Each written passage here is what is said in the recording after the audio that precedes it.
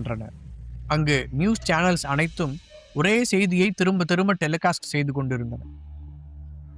வன்முறை, கொலை முயற்சி மற்றும் ஆள் கடத்தல் வழக்கில் தேடப்படும் குற்றவாளியாக அறிவிக்கப்பட்ட மந்திரி மகன் மிதுன் தலைமறைவு. டிவி திரையில் மிதுனின் புகைப்படம் வாண்டட் என்ற தலைப்புடன் ஃபிளாஷ் ஆகி கொண்டிருந்தது. சோசியல் மீடியாவில் போர்க்களமே நடந்து கொண்டிருந்தது. மிதுனின் வெறித்தனமான ரசிகர்கள் சிலர், இது அரசியல் சதி, எங்க தலைமை ஒரு அப்பாவி, சிங்கத்தை யாராலும் கூட அடிக்க முடியாது, அவர் திரும்பி வருவார் என்று ஸ்டேட்டஸ் போட்டுக் கொண்டிருந்தார்கள். இன்னொரு தரப்போ வேஷம் கலந்துருச்சு, திரையில தான் ஹீரோ, நிஜத்துல ஜீரோ, இந்த ஹரிஷ் சாருக்கு ஒரு சல்யூட், இவன் மாதிரி ஆளுகளுக்கு தான் சரியான பாடம் என்று மிதுனை கழுவி ஊற்றிக் கொண்டிருந்தார்கள்.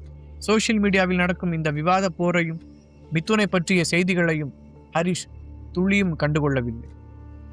தலைமறைவாக இருக்கும் மிதுனை அப்படி விட்டு வைத்தால் ஆபத்து, அவனால் திரும்பவும் ஏதாவது பிரச்சனை வரலாம் என்று ஹரிஷ் நினைத்தான். அவனை எப்படியாவது பிடித்து விட வேண்டும் என்று முடிவு செய்த ஹரிஷ் காளிதாசிடம் உதவி கேட்டிருந்தான்.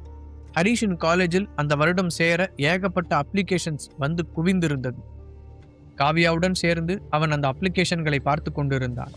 அப்போது ஹரிஷின் போன் ரிங் ஆனது. எடுத்து பார்த்தான்.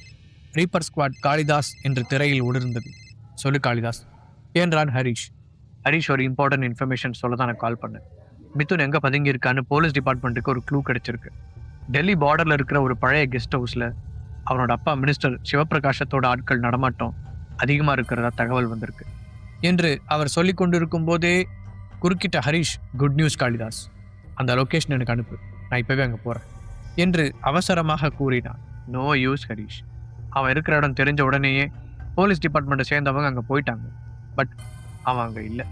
போலீஸ் வர்ற விஷயம் தெரிஞ்ச உடனே அவன் அங்கிருந்து எஸ்கேப் ஆயிட்டான் என்று காளிதாஸ் கூறியதை கேட்ட ஹரிஷின் கண்களில் ஏமாற்றம் தெரிந்தது. அவன் மனதில் இருப்பதை புரிந்து கொண்ட காளிதாஸ், டோன்ட் வெரி ஹரிஷ், கூடிய சீக்கிரம் அவனை பிடிச்சிடலாம் என்று கூறினார். ஓகே, அவனை பற்றி ஏதாவது தகவல் கிடைச்சா உடனே எனக்கு இன்ஃபார்ம் பண்ணுங்க என்று ஹரிஷ் ஃபோனை கட் செய்தான்.